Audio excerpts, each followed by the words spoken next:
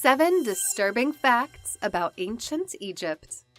When we think of ancient Egypt, we often incorporate these thoughts with the Great Pyramids of Giza, the godlike pharaohs, and maybe sacred cats. Unless you've been lost in the Himalayas for all these years, then you probably have at least a pinch of passing knowledge about ancient Egypt. But more than the eyebrow-raising intrigue and hair-tingling mysteries emanating from the civilization founded way back yonder, there are historical facts that may help you see it in a different light. In this video, let's take a look at some of the most disturbing things you might not know about ancient Egypt. Number 7. Birth control antics. Ancient Egyptians also practiced birth control, but while modern times see the use of convenient and safe methods, like wearing condoms or taking pills just to mention a few, these people employed a horrible concoction of substances for this very purpose.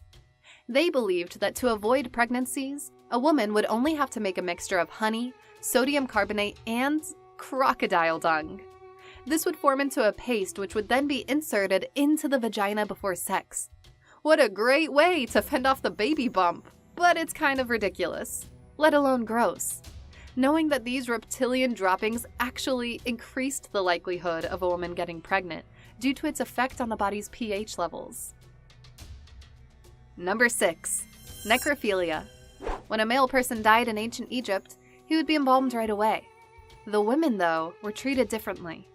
Their laws dictated that females, especially those of beauty and of power, should not be sent directly to embalmers until their remains had decayed for 3 to 4 days.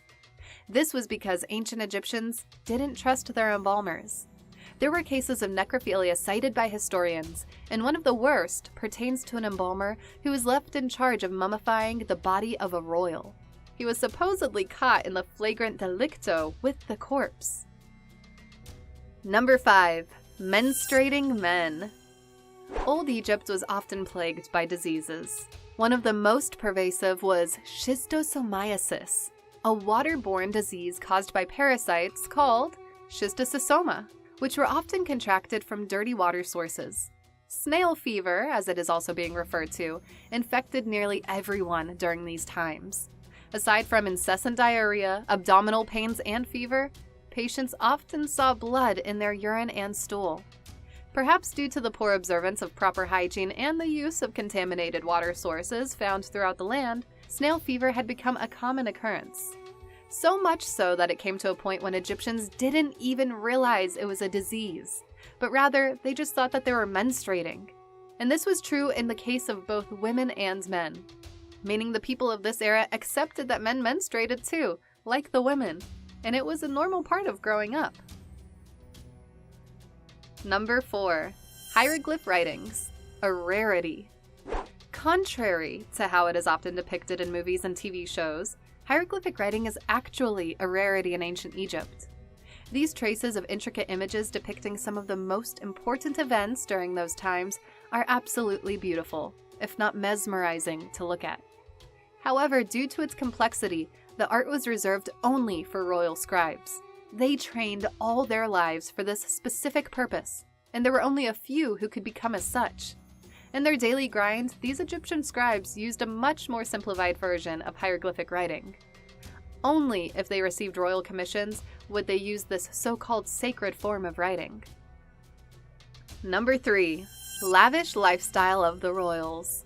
Speaking of hieroglyphics, we often see pictorial images of what we believe to be Egyptian pharaohs in the walls of pyramids and temples.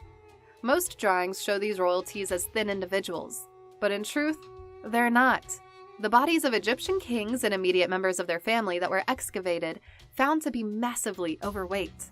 In reality, Egyptian rulers had terrible diets, and it wasn't actually their fault. They were made to eat at least 3 banquets each day, fully laden with the abundance of fatty foods and overflowing wine. A tempting idea, but we all know where this excessive lifestyle would lead to.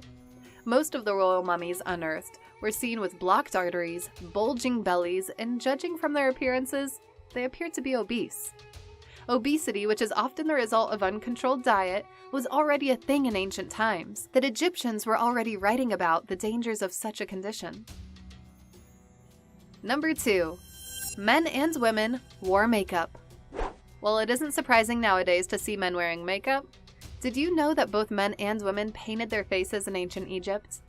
This was actually for some practical purposes, wherein the makeup, especially the eye paint, served to protect the eyes from the sun's harsh rays. Face paints also repel insects and mites from thriving in their faces.